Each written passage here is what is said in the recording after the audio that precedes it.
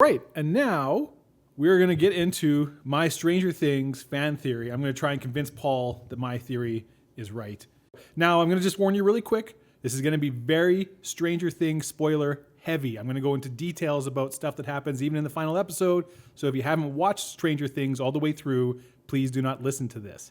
That being said, here we go. You ready for me to blow your mind, Paul? I am ready. I've seen Stranger Things, so we're good to go. You've seen Stranger Things? Perfect. You should probably put down a tarp or something, because when your mind blows, it's going to get all over the place. True. And I'm not going to clean that up. So, all right. So my theory is that 11 is the Demogorgon. That it's the Demogorgon, of course, is the monster, right? It's the monster the kids are playing, are fighting against in the D&D game at the start of the show. And they just start calling the monster the Demogorgon. That's the Right. name it's throughout.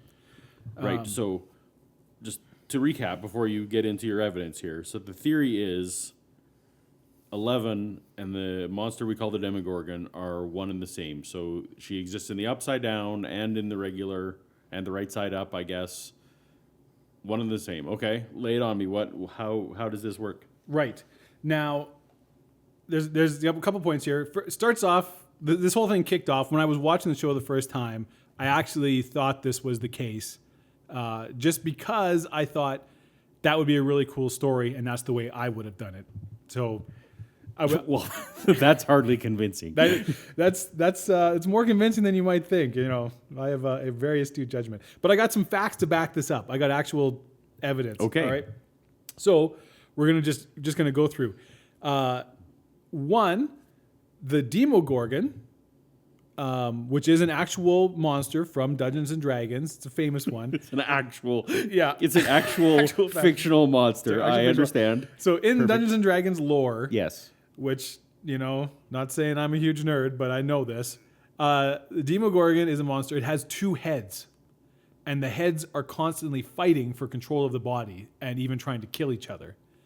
They'll both, if heroes show up, they'll fight it together, but Okay. left to their own devices, they're constantly at each other. That's just a fact. That's the thing out there, not, so, okay, there you go. Okay, so that's Exhibit A. Exhibit A. So wait, so you're saying because 11 and the Demogorgon were generally at odds during... Mm-hmm. Okay, so that's Exhibit A. Okay. Yeah, I'm saying that the name Demogorgon wasn't chosen at random. Correct. All right.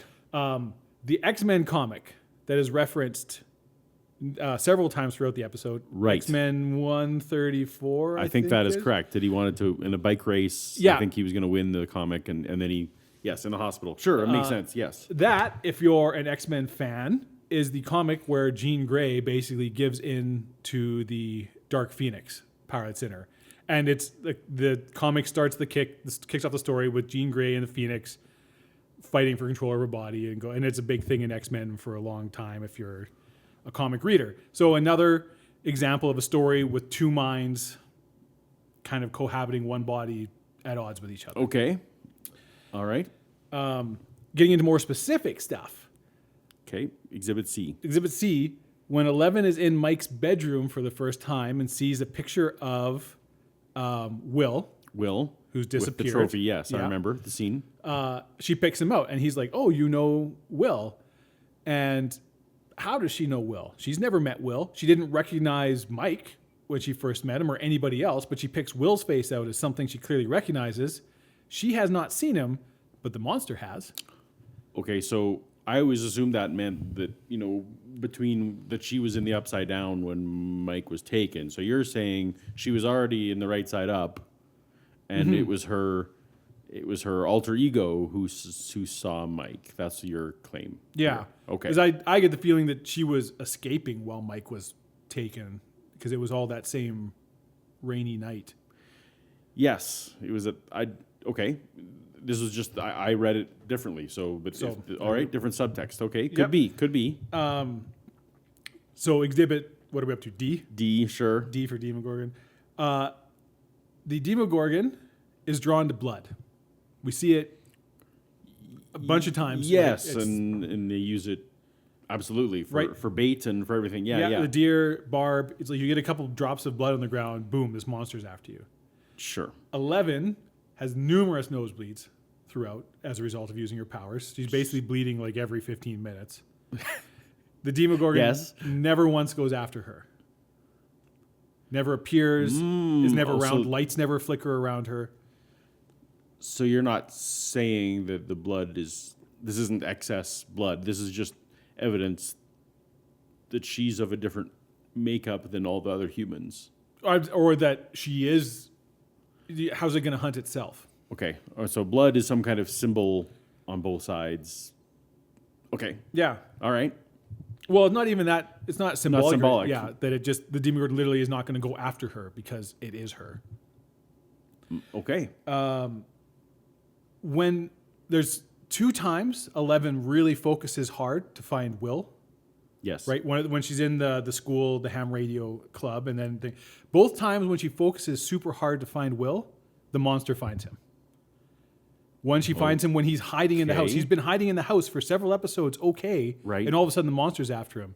Then he's hiding in that little Castle Byers fort he makes, Yep. apparently for a couple of days, fine. Right. All of a sudden the monster finds him right after 11 finds him. Ooh.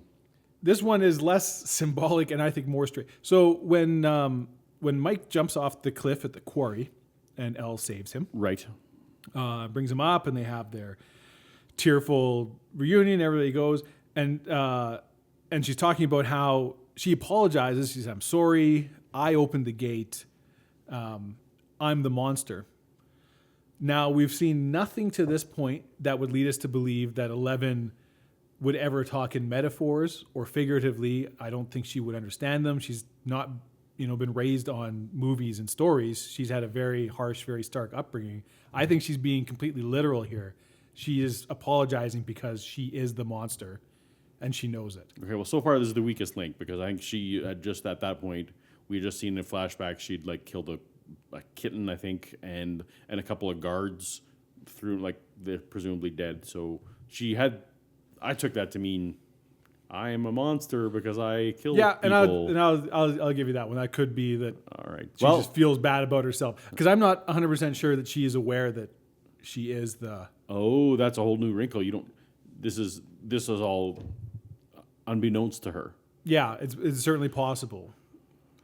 But Even during the fight, well, I guess you'll get into it. But yeah, so and then get into it in the very final confrontation between 11 and the Demogorgon when she comes towards it. So she walks towards it. She has her right hand stretched out, and the monster is in exactly the same pose towards her, right hand stretched out, fingers open, kind of thing. They're mirror images of each other there, and then they disappear, merge into each other. Whatever happens. Both gone. So, and to me, that's the strongest, like what's happening there is to get rid of the Demogorgon, she's had to take herself kind of away. so she's dividing both sides of the equation by herself, kind of a thing. Yeah, exactly. Right. Now this goes back, I guess I would say looking at that she does realize that whether she knows it all along or at that point realizes that she is the Demogorgon. Yeah, because it doesn't make sense as a strategy if she doesn't. Or she's know. always known and just hasn't obviously wanted to. She's made friends and stuff. She doesn't want to give up. Right, or admit it to herself, or any of those. Sure, okay. I mean, she's also, whatever, 10 or 11-year-old girl, so it's not a, whatever. Anyways, I think that she she is. may not have great insights. Yeah, into everything. exactly, right? I don't think she's got a long-term chess strategy plan in place here. She's reacting in the moment to whatever happens as a kid would. Okay, so, boy, well, those are definitely, that's a little more supported than the average fan theory, I would say. Yeah, I don't know if I buy all the points, but it sure, given the number of layers that they like to put in here, makes sense. Yeah, I don't think any one of them is a thing by itself, but I think there's enough altogether, especially things like the name Demogorgon in the X-Men comic, given the detail that they... Yeah, the X-Men comic is pretty damning. There's no way they mention the issue number twice without it meaning something. Right? They didn't just randomly pick an X-Men comic, Yeah. right? It's just like the posters on the wall with the Thing and stuff, right? Like right. they aren't just randomly chosen. So there you go. Well, we'll have to see if this comes up in season 2. I guess if Yeah, I presume. if 11 comes back and the Demogorgon doesn't come back, then we'll know you're wrong. Yeah, or they'll get more into the nature of The Upside Down. of the Upside Down and 11 and the Demogorgon and all of those things. I've read in an interview that they are like, we have a 30-page document just about the Demogorgon and its nature and where it comes from and all that stuff. So they obviously Okay. have a plan in place for this. Whether or not we'll see it. So did the producers of Lost. Yeah, well, All right. Well, I can't wait for season 2. I heard they're filming now, so can't wait.